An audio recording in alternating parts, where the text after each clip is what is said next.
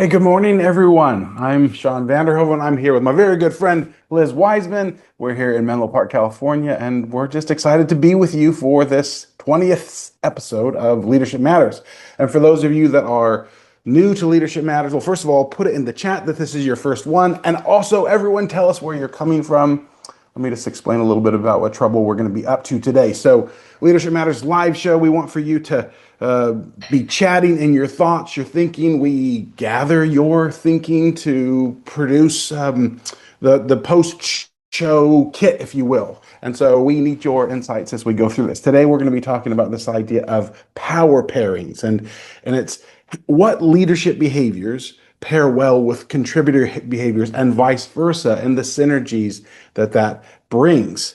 So we are excited to have you on, and seriously, feel free to just chat in questions, your thoughts. Please be engaged the entire time, because seriously, this is about us working together to find solutions to these very challenging problems that we're leading in today. Oh, and the show, we'll just tell you a little bit more about the show for those of you that are the first one. What we do is we take problems, challenges, the toughest leadership challenges that you all are facing, that we're all facing. And as we look at those submissions, we look for trends, and we pick two problems that represent a whole host of the same problem that's communicated in various ways. And we're going to tackle those two problems today and bring to you some of the solutions that we found in our research and also from other leaders that we've learned from around the world.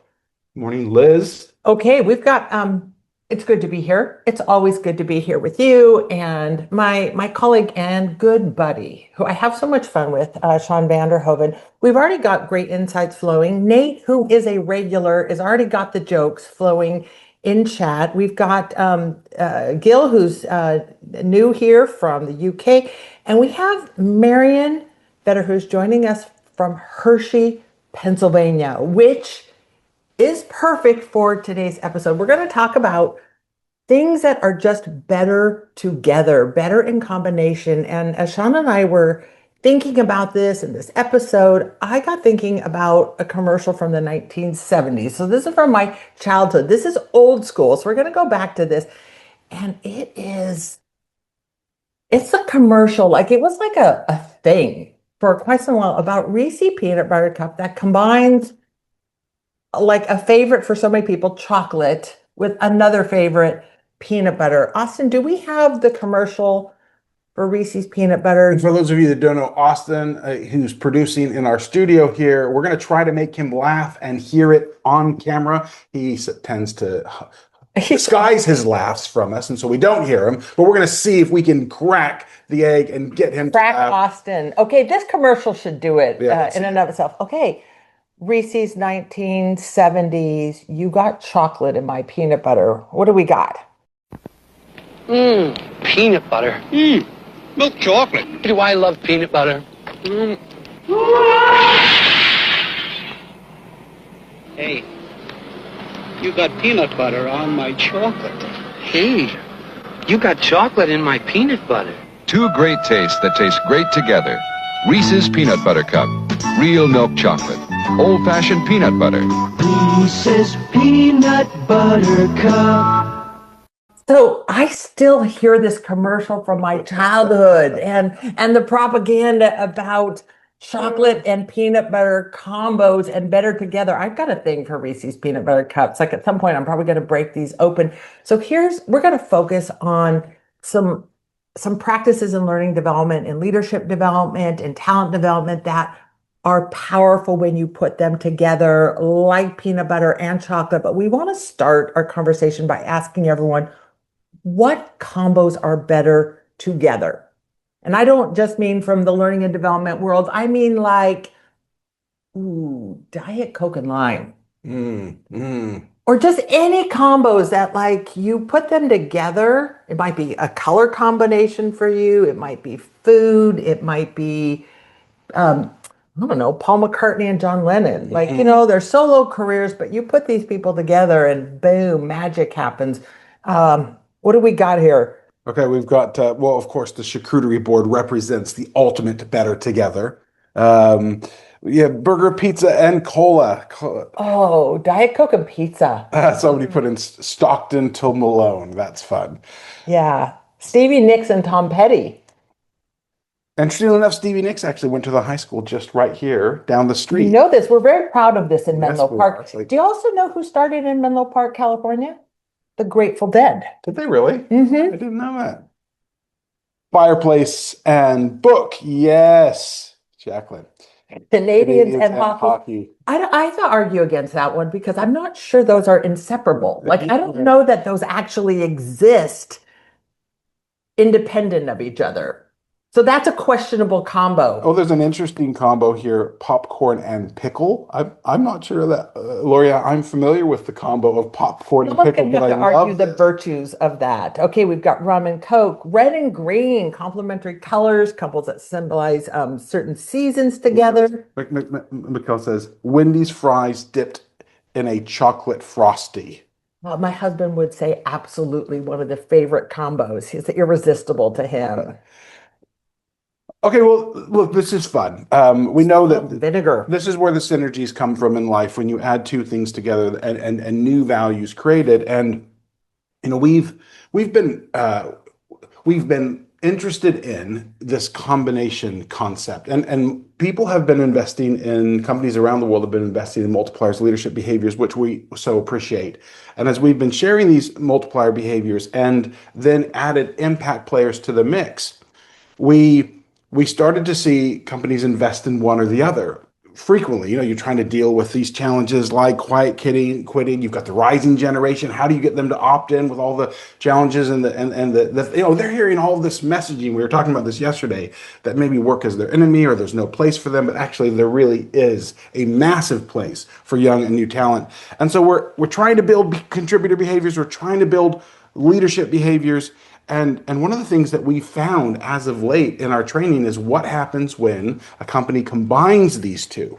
So instead of like having coach having a completely different system than the players, those silos tend to leave a lot wanting. But if you combine these things together and you think through, well, what are the behaviors? If we want great coaching, what great contributor behaviors do we need? And vice versa. If we want leaders that can naturally utilize talent, what great contributors behaviors do we have, which kind of just helps the coach or the leader step right into these behaviors. So we're going to go through these. We call these power pairings, and it's our go ahead. Jump here because as you were describing that, it reminded me that the book Impact Players and that research and the subsequent book came out of a frustration of a company investing in one side of the talent combination, which is like great coaching and great contributorship put together. And I remember I was in a workshop and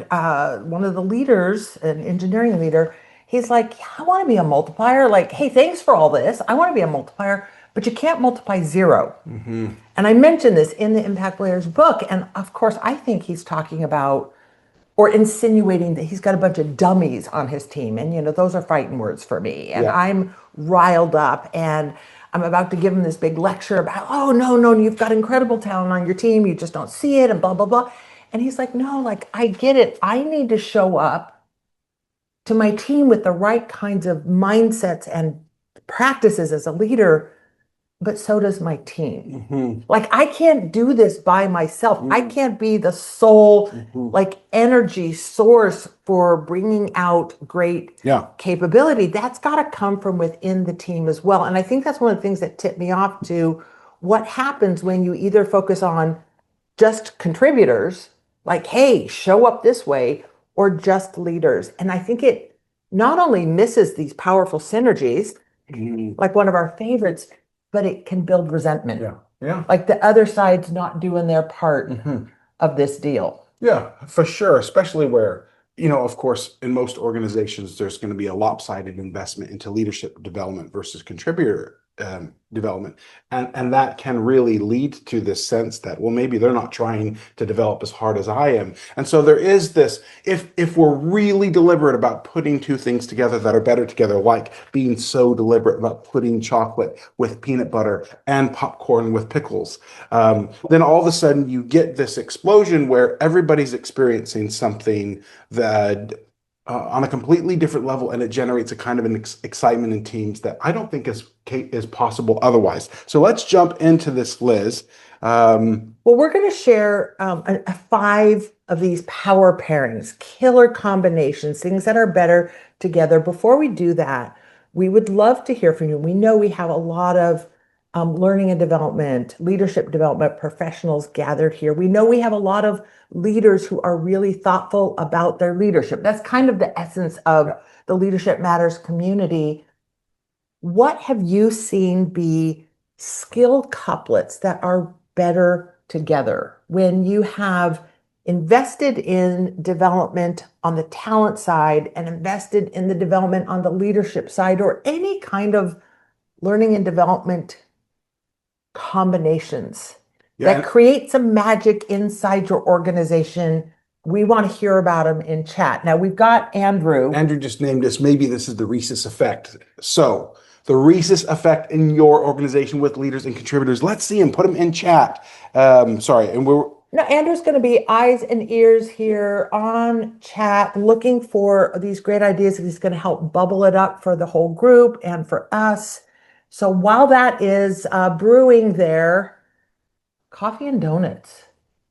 I worked at a donut shop growing up, and like that was a combination I know people came in for. Okay, so let's go through these. We're going to start with a practice that we talk about a lot, which is a leadership practice of giving someone 51% of the vote. I can't count how many times I have articulated the power of this practice of, like, if you want people to take ownership, you should give them 51% of the vote and 100% of the accountability. It's a way of signaling, like, you, not me, are in charge of this. So we talk about this practice, give 51% of the vote, but this can fall flat if you don't also help people be good at what? Yeah, they've got to take ownership. What you need is for contributors, if they're going to be given a chance to own something and have 51% of the vote, then what you need contributors that take ownership of the problem, the challenge, the project. And the more they take ownership, the more natural the accountability equation occurs. Let's just talk about it for a second. What happens when a leader gives someone 51% of the vote, and then that person steps in and takes ownership of this assignment, project, whatever it is? Well, it's going to signal to me as the owner, which is, I just made an offer to someone. I just told them that they could be in charge and that I would take a minority position, and they're stepping up and into it. So it's going to incent me to do more of this, to like dole out true ownership to people around me. Because if someone doesn't step in and receive that ownership, it's going to make me suspicious of these practices. Yeah, and it can also, I mean, I think about the times where I reflect back on the scenario where I micromanaged a little bit. Definitely, I tend to be a rescuer if people struggle. It's hard for me not to rush in and save the day. And so I remember there was one particular team that I was leading that the first time that I tried to give ownership to this new team, and I didn't know any of them, I tried to give ownership to this individual. He didn't step in and take it. And I think I kind of made an assumption that the rest of the team was that way. And before you know it, 6 months later, I'm practically just burnt out because I've got all these projects that I'm taking ownership. They don't feel like that I've given them an opportunity to shine. And so I made this assumption off of this first experience that because they didn't step up and take ownership, that maybe they were all that way. And then before you know it, now you have me, a blunted leader, overwhelmed, struggling, and feeling a little sorry for myself and a little judgmental towards them. I really like your choice of words, a blunted leader. Yeah, so when these two things come together, it's powerful. Now, Shawn, I don't mean to be like I'm begging for praise, but I just do want to point out that I made these cards, which aren't necessarily beautiful, but look at that, they're Reese's colors, just as a reminder of this. Yeah, thank you for appreciating that. I just needed a little bit of validation. Okay, well, let's talk about another contributor behavior. Oh, no, first, Andrew, what did you say in chat? Andrew just said she really is asking for praise. Bring it in. Yeah, truly. Okay, so let's do this next one. Yeah, just in chat, I saw a couple things that were interesting. Sheriff Ford said something about rigor and empathy, but then I thought it was interesting that Barbara alluded a little bit more in depth to it, to more of maybe a challenger, which is very multiplier-esque, and a completer. I thought those were two interesting couplets, maybe you might say. Ooh, Well, how about yeah, that? it's like laying down the challenge and then getting that all the way across the finish line. Again, they create these really powerful cycles of I am being validated since I was seeking validation so overtly there. I'm being like my good attempts at leadership are being received and I'm being validated because I'm operating with the assumption that people want a healthy degree of challenge. They want to be stretched. They want to get a job done. They want the recognition that comes with that. And as I'm seeing like my assumptions being proven true, it just creates this virtuous cycle. Yeah. And I think a lot of times we make these efforts independently, but we don't sync them up. It's kind of like peanut butter for breakfast, chocolate for lunch. Well, we could talk about the dietary virtues of that, but like they're okay. But like when you sync them up and do them kind of simultaneously, something happens. And I've seen this happen in a room where instead of just talking about multipliers or impact players, we talk about these practices side by side. And it's amazing the reactions I get from the people who are like, thank you for like not just telling me that I need to take ownership, but telling my boss who's sitting right there that they need to extend that offer to me and that there are two sides to this equation. Yeah. Well, let's look Okay. at another contributor one. And thank you for this idea of the completer. You know, one of my favorite great contributor behaviors is the contributor who, you know, they finish the whole job. I mean, there's something to be said about the times that when I think back to the great contributors, these phenomenal contributors that added exponential value to the teams that I was leading.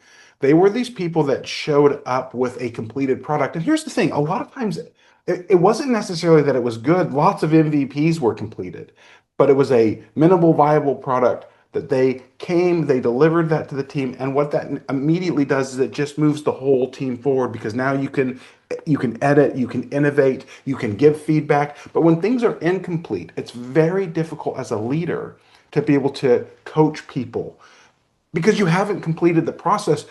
You don't even know. I mean, you can see that the You things put that a boundary on it that says, okay, we can stop and edit this and improve this and give feedback on this. So you're creating little bundles. yeah.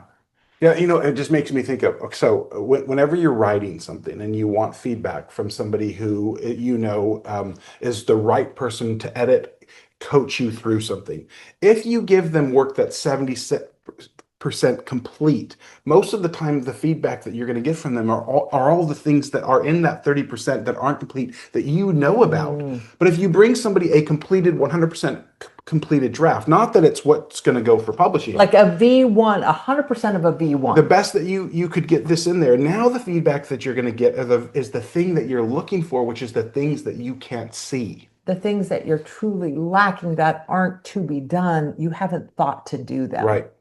Okay, very good. Okay, so if we're telling our contributors they need to finish the whole job, like there's a wonderful leadership practice that pairs with this, that when leaders get good at giving the pen back, resisting the temptation to when someone is struggling to get something all the way across the finish line, it is bait for the rescuer. And it's so easy to jump in and help and help. But we talk about this practice of giving the pen back. Like when someone is struggling and we step in and help, it's like we've taken the pen from their hand and we are now in charge.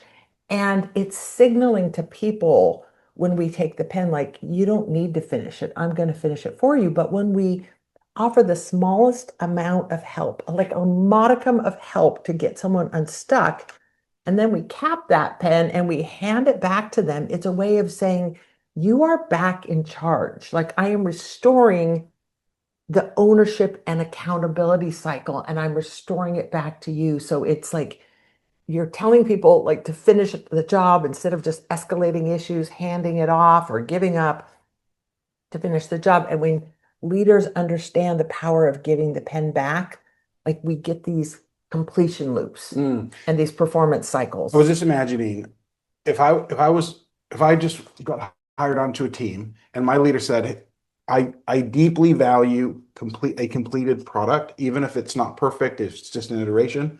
And I promise that when you bring me completed products, I will help you, but I won't take over your work. I'll give you coaching so that you can go back and do a second iteration on this. Just think about the clarity of that. Just by hearing those words, I immediately know, oh, that's how we're going to do things here. He's my coach. She's my coach. I'm going to bring her completed work. Yep. She's going to help me a little bit, and then I'm going to go back and complete that work. And we're going to do that cycle over and over and over again. And now all of a sudden, as a contributor, I know exactly how to work with you.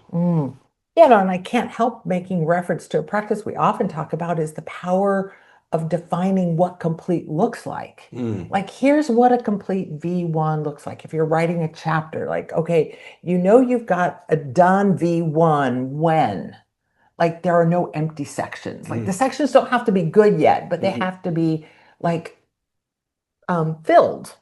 And so people go, okay, I know when to put a wrap around this, and I know what the finish line looks like. Okay, now another practice that we talk about in impact players is we talk about the distinction between people who do their job and do their job well versus people who do the job that's needed. And implied in there is that a lot of the important work in today's work world doesn't come in neatly defined packets and bundles. It's messy. It's the stuff that drips between the boxes in an org chart where like it's not really your job, it's not really my job, it's not Austin's job. It just like kind of drips out there in the middle, or things that span workflows. And we tell people like, you know what, don't just do your job, do the job that's needed. And I've noticed, so that's like the practice we tell people, but a lot of people are like, okay, I'm willing to venture out. I'm willing to treat my job description as a suggestion, not a limitation, but I'm having a hard time figuring out what's important right now. So think about like, if you want people to be good at this, what do leaders have to be good at? Yeah, well, what I need in that scenario is I need a leader who's really good at defining the problem. Because if the leader can help me understand what's the problem that we're trying to solve here, then all of a sudden I can start thinking through, well, what are the questions that we should be asking to solve that problem?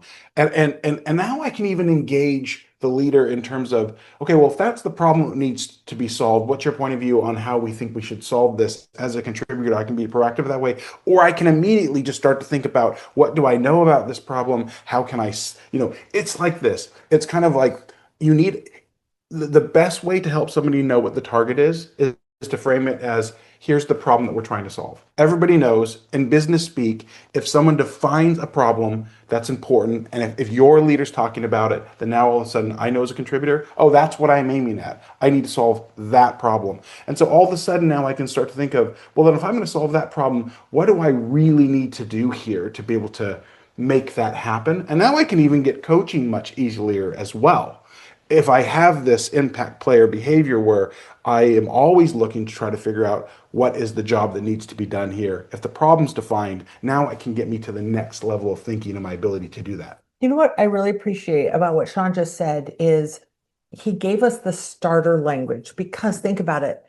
This is an area where the problem is messy, it's ill-defined. And so, as leaders, we're like, well, we've got this thing and this isn't working right and blah, blah, blah. And a lot of times we're ranting about this. But when you can stop and go, the problem we need to solve is, here's the problem we need to solve. We know our colleague Andrew here on chat loves these kind of starters to good like leadership grammar, essentially. And so you can help make that so clear to people by just going back to that starter phrase.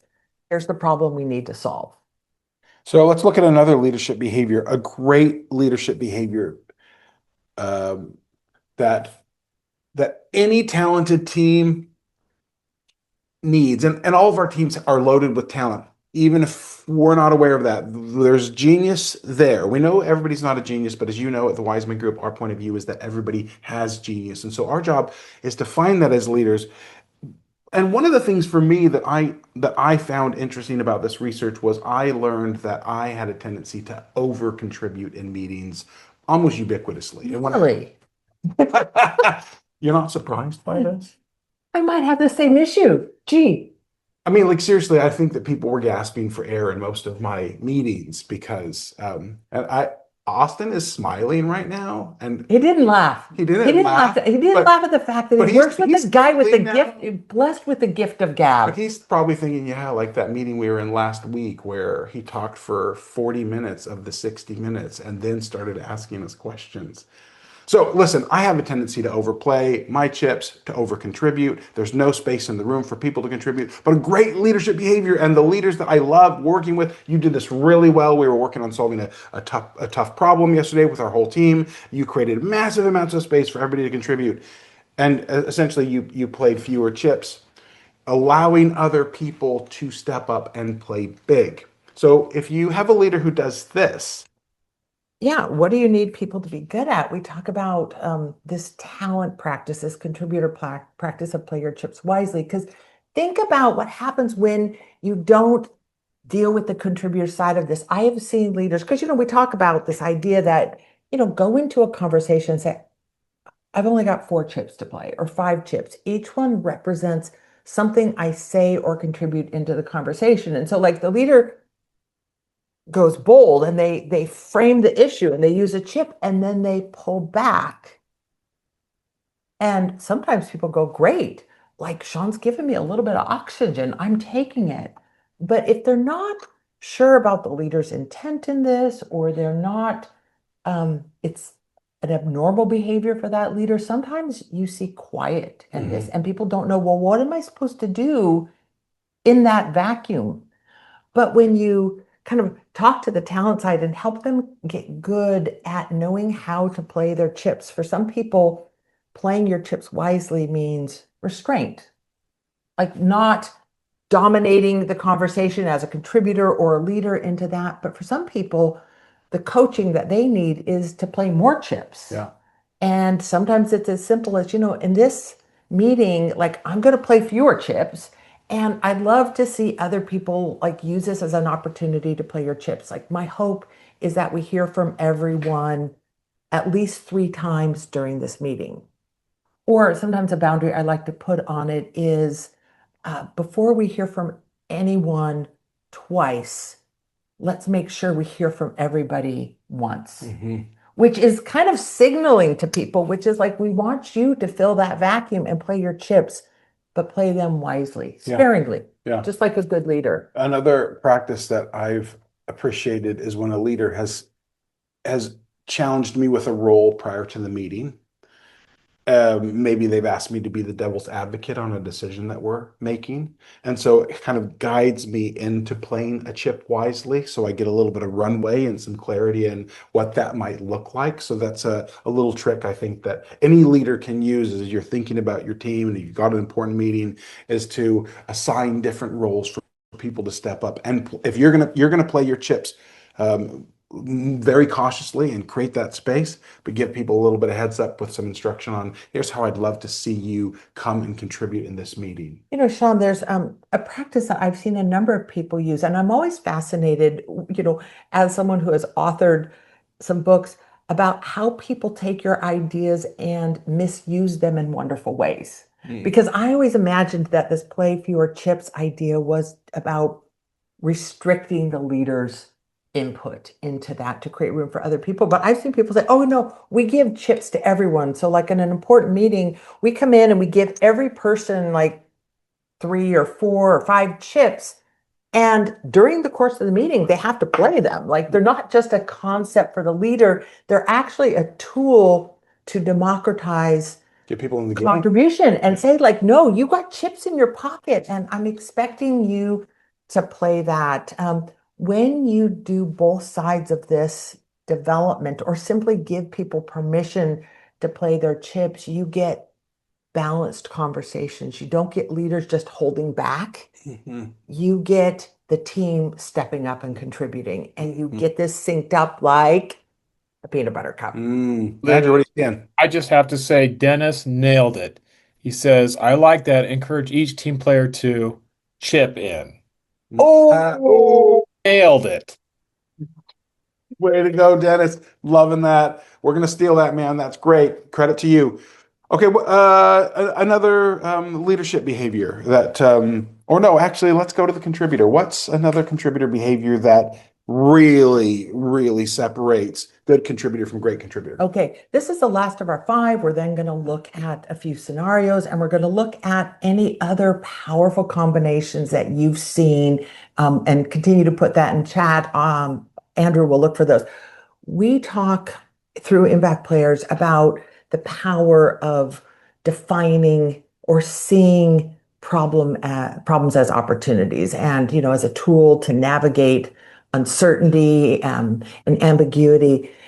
But imagine like what happens when you just tell team members, which is like, hey, we want you to put on the opportunity goggles, like we want you to see problems as opportunities.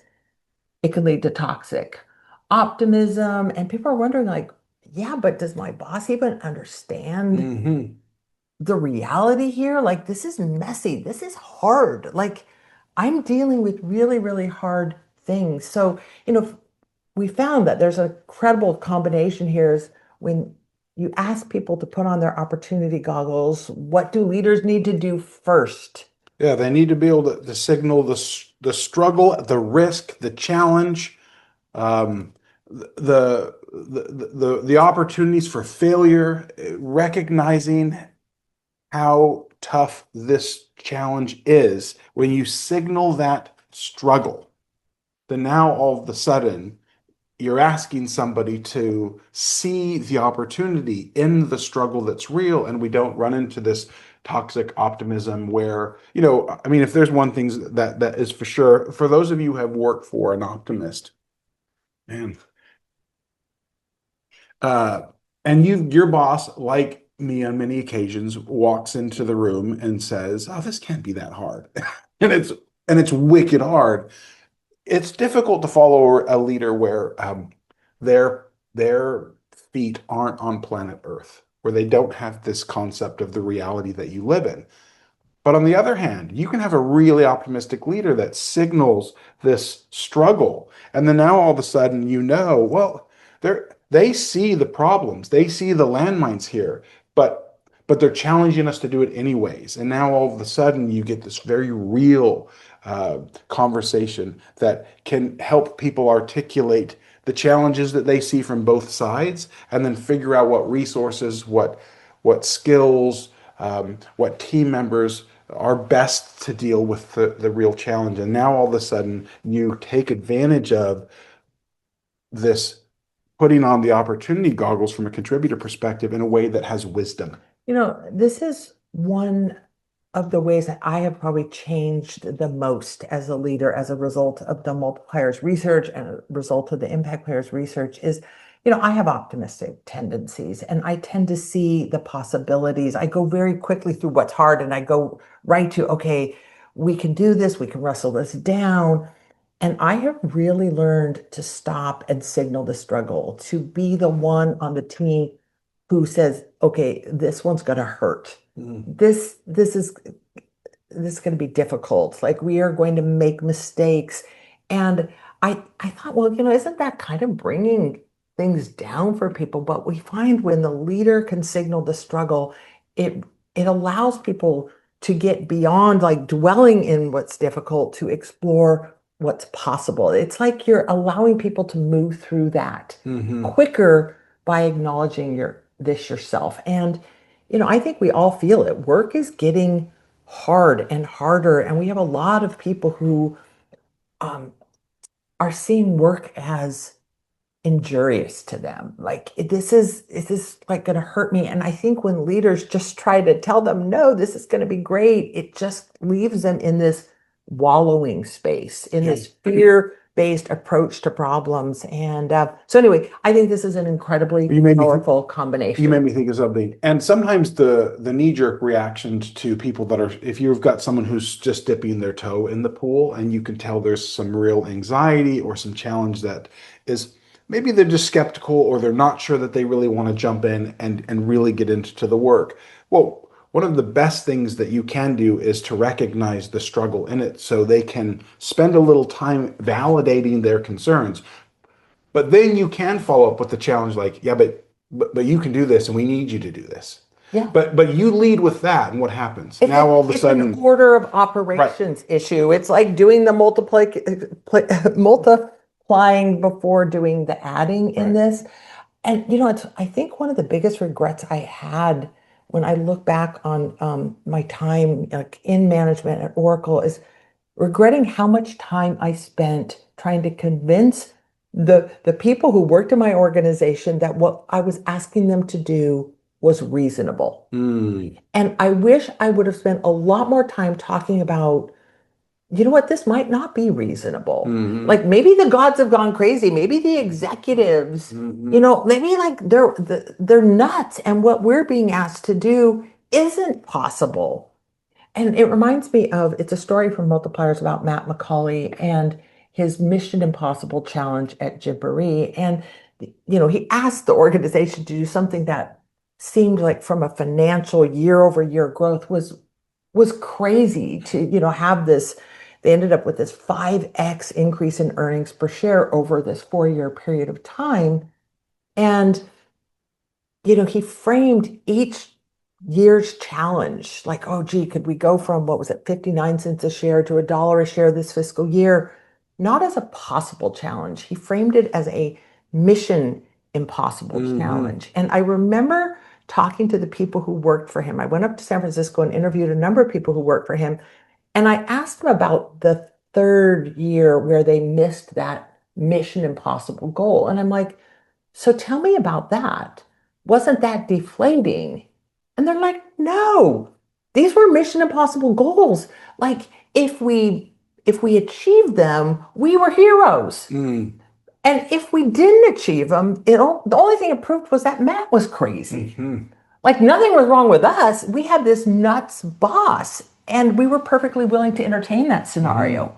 And it made me think how many times I've tried to convince people like, we got this, we can do this, when what I needed to do was say, this is a bit of a mission impossible. Yeah. Somehow there's safety when the boss sees the struggle.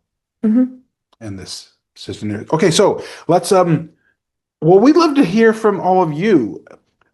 If you want to give people, so put your leadership hat on for a second, put into chat. If you want to give people permission to lead, what do you need to teach contributors to do? So as a leader, you want to give people permission to lead, then therefore, what do you need from your contributors to put you in a position where it's easy for you to give permission for them to take? Okay, I'm going to tighten up our language just a little bit on that. Like we often tell leaders, you need to give people permission to lead.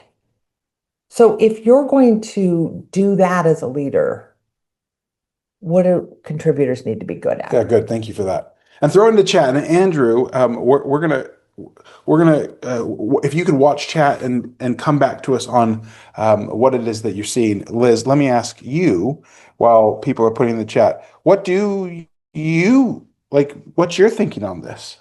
Well, if leaders are going to run around and say like, hey, you know what? You have permission to lead. You have permission to lead your peers, step up, take ownership. Like you don't have to wait for me to grant you that permission, that you can just see a problem, solve a problem, follow the amoeba model, like build a team of talent to go after a problem that you see needs to be solved.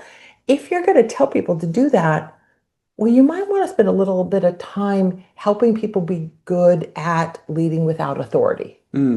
There's an art form to leading without authority. Multipliers isn't a bad approach to that. You might need to help people see that leadership is not a job, it's an assignment, and it's something that can be rotated. Like that leadership is temporary. It's ephemeral. That's something that you need to do on the talent side. And maybe you need to kind of help people be good followers. Right. And know how to like change a fluid relationship. Sometimes you're leading and I'm following you, but sometimes I'm leading and you're following me. And that isn't a weird organizational anomaly. That is just the way that we need leadership to emerge spontaneously inside organizations. Okay, Andrew, did you see anything in the chat? Yeah, some really good ones. I saw Jennifer and Allison had something that I thought were pretty similar in some ways, but what's really special here is that it's a great way for a leader to look into the world that these contributors are working in and then get a little granular, get a little bit specific, recognizing what are those pressures perhaps that are keeping them in that contributor mode. And so Jennifer said something like, you have permission to communicate your progress. Or Allison said, you have permission to celebrate wins, right? I think there's just there's a sense of going back to that beginner status because a lot of the times we have this curse of knowledge. And so it's questioning yourself, what is it that these people may need as they're starting this journey for the first time?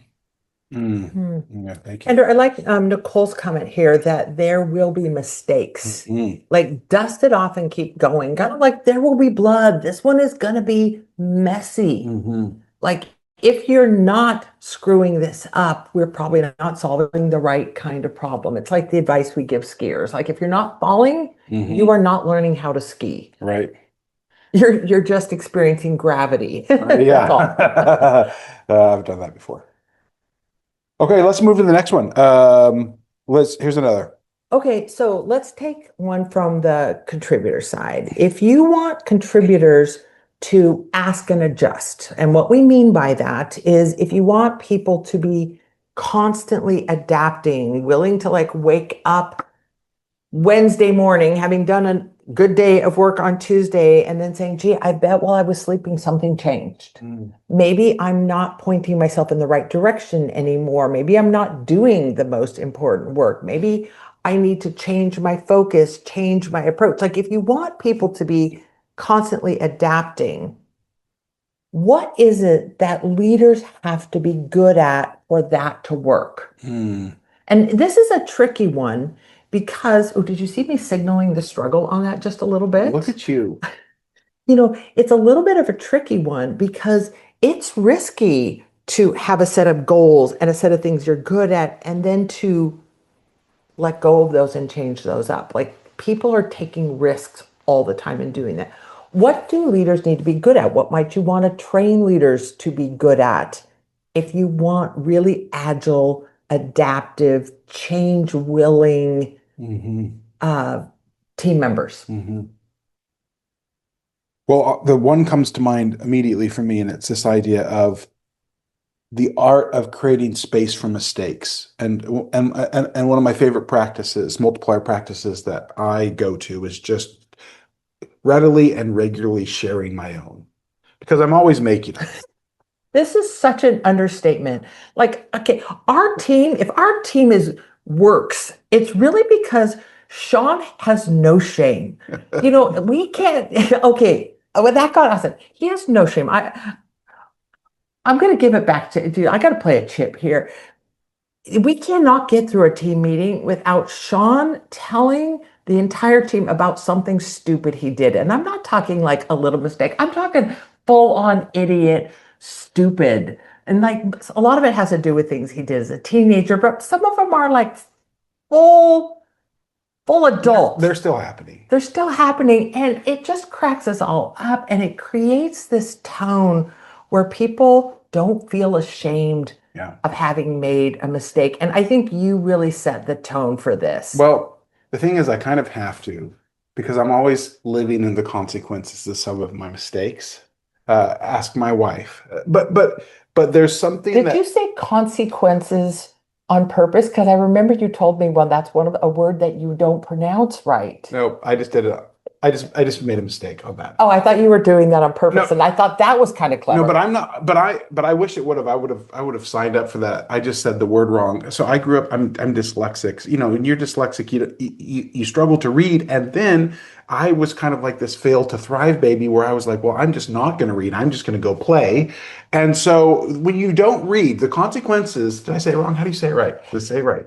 Consequence. Consequence. This guy. I see now. I can't. I like just consequence, quick. though. It's cute. It's like Santa's elf kind of version of that word. So what happens is you don't read, so you don't see what the word looks like, so you can't use hooked on phonics, and so you just have all of these words that are wrong. And so I have this massive vocabulary of the wrong words, and they come out all the time. But I think that one of the things that I've learned through making so many mistakes and being so mistake prone is that people immediately start to come out with their own. And sometimes they'll even say, yeah, I've never talked about this, but now all of a sudden they're going public with like the daily mess. And that creates a kind of safety and it really encourages contributors to be able to do this ask and adjust, to be more agile, to be more adaptive, because they just know that par for the course in life is making mistakes, and you just don't embrace those like you put them on a banner. Yeah, you do this so well. And, this practice of making space for mistakes, part of that is being willing to talk about your own mistakes, but it's also creating delineation. Like, you know what? In this area, we've got to get it exactly right. Just stick to what you've been doing, stick to protocol. And over here, these are the things that we can recover from. This is the place where there's low stakes.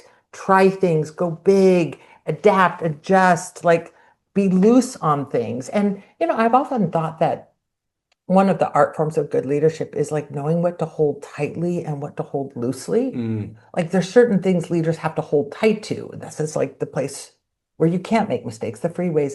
But other things we have to hold loosely, like, in here, mix it up. Yeah. What are some of the other practices, Andrew, we're seeing that leaders need to be good at to create an environment where people can be agile, adaptive, resilient? I liked what Bianca said is working in a space where we have a session, right? What could we have done better session? So you ritualize it, right? The opportunity. You create it and bake it into your systems. I thought that was a really clever one.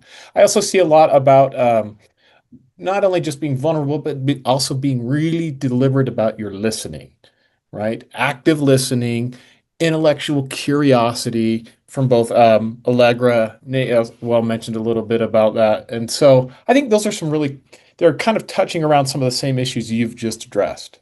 And I really appreciate Nate's comment. Nate, you have offered so many wonderful comments into our Leadership Matters community. Just this idea of strong beliefs loosely held, which is far more than a good leadership practice. I think it is a good community building practice that, yeah, we develop strong beliefs about what's going on in the world, but maybe if we just hold those a little bit looser, we can find commonalities, we can bridge the divides that, are coming between us. I love that. So here's what we're going to do. I'm going to throw into the chat for all of you that are on today this file. Let me bring it up. And here's just a fun little cheat that we've put together for you all to think through. If you want your team members to, and you'll see these impact player practices there in this first category, in this first column, then try this practice. And then you'll see a set of practices that you can employ in your leadership to really encourage those power pairings as we've. Yeah, these are power pairings. You might not recognize them because they're not orange and brown. They're not in Reese's color, but yeah, those will help you sync this up, and a little bit of magic happens when you bring those things together. Now, we've got two leadership challenges, two matters of leadership that we want to take some of what we've talked about and apply it to today. We've got about 10 minutes left together to do that. That's 5 per. Let's do it. What's up first? Okay, so situation 1, we've been trying to shift towards a more collaborative culture, but our team meetings still feel top down. People aren't speaking up despite our best efforts. How do you authentically signal that things are changing when past attempts haven't worked? Thank you, Brianna. Ooh, this one is so good because this one gets into this idea of like leaders who do their part of the deal. Like I'm doing my part of it, but I'm not seeing other people do their part of Hmm. it. Like I'm creating room, but people aren't stepping up, um, which it gives us an opportunity to say, like, why might not be people accepting the invitations that we make as leaders? Yeah. And I've like tried to make some changes, but like maybe people are learning that it's not safe. So this is actually a really rich um, scenario to look at. We want to start by asking people in chat, how do you signal change when past attempts haven't worked? Mm. It's a very, very complex issue. Um, how do you get people's attention when people have become like inured to change, Hmm. skeptical of change, and maybe even skeptical of like leadership practices du jour? While chat is um, is filling up with ideas on that, we want to look at something very specific because the saying is like, you know, people aren't speaking up despite our best efforts. We just want to go back to this practice of, if you want people to play more chips, if you want people to speak up, what do you need to do as a leader? Well, you probably need to play fewer chips. Hmm. If you want people to, if you want to get people's best thinking and have them speak up in meetings, this is another thing I've learned to do differently is I've learned to send out agendas in advance. I've realized not everyone likes kind of spontaneous improv jam sessions that there are people whose brains need to work before their mouths open. Yeah. And so, send that agenda out a couple days in advance. And maybe instead of just sending an agenda of here are topics that we're going to discuss, maybe you go full multiplier on this and send out an agenda of questions. Hmm. Here are questions that I would love to have you come into this conversation prepared to weigh in on. And I just put into the chat a tool that you can use to do this. And now I'm sharing it there on the screen. Uh, you can use the value question ladder to generate questions. Like, for example, if you see problems, I love doing this before meeting. I use this guiding rung that you'll see there to help people see what you see.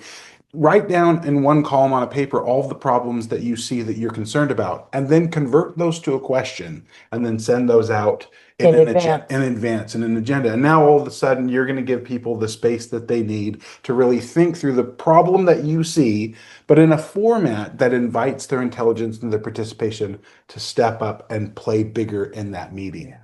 Here's another very simple kind of facilitation practice is a Sharpie will be helpful with this is if you want people to weigh in on a question. So maybe you as a leader pose a question like, how do you think we can best reach this market? Usually there's one or two people who are quick to speak up and everyone else says, well, my idea is probably, or they just riff off of the first couple ideas. You might ask people to take out a piece of paper and like create three responses to that question. And you give a silent couple minutes for people to record their ideas. And then you go around the team and ask people to share that insight, giving people a chance to stop and think and record something is helpful for those who are maybe a little more timid speaking up. Or you do another, oh, I hadn't thought of this one.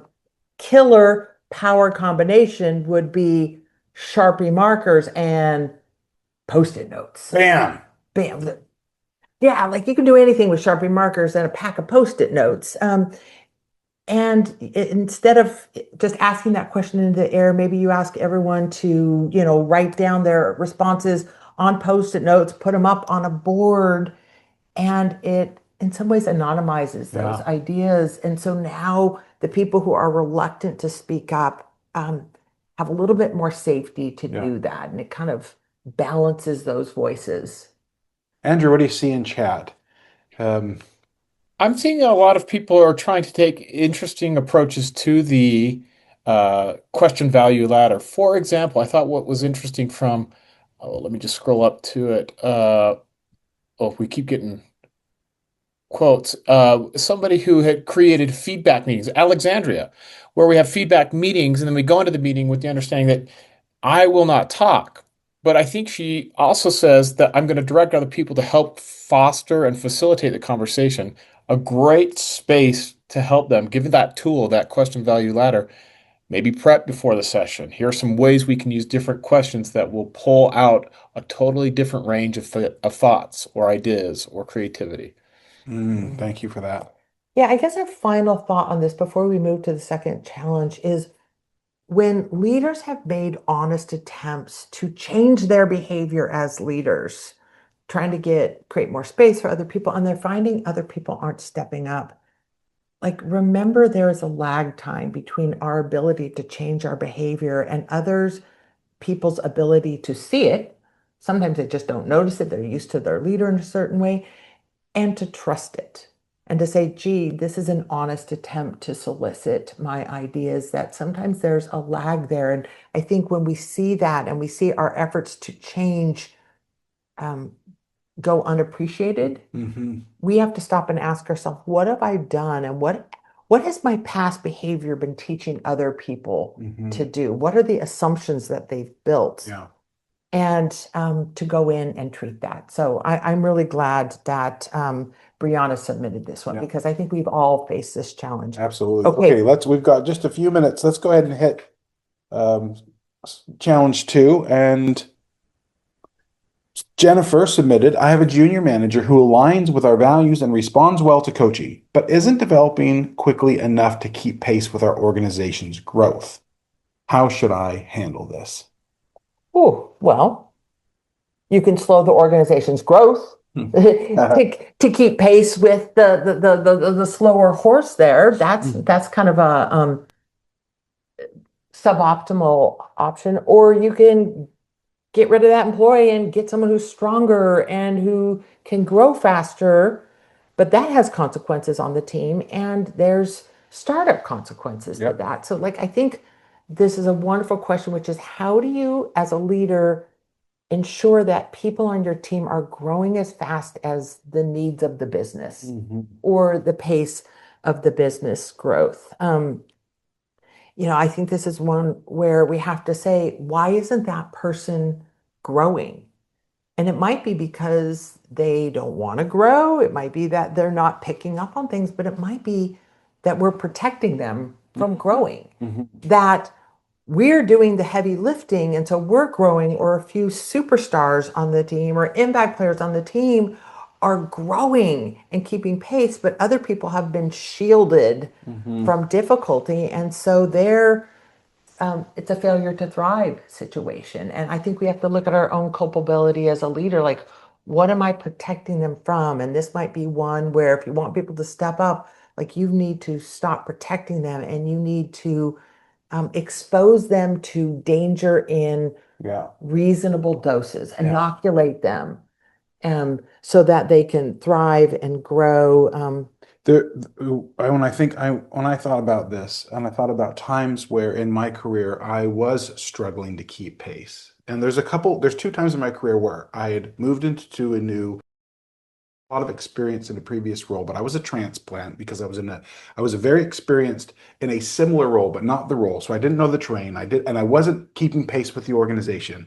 And my leader was very frustrated with the speed that I was growing at. And he shared it with me a lot, that I just wasn't keeping pace. And you can imagine, you know how that is, right? When you just know you know how far This back. has happened to me in a critical time as well. And so now you're bearing 2 burdens. You're bearing the burden of just keeping up and knowing that people are thinking that you are a laggard.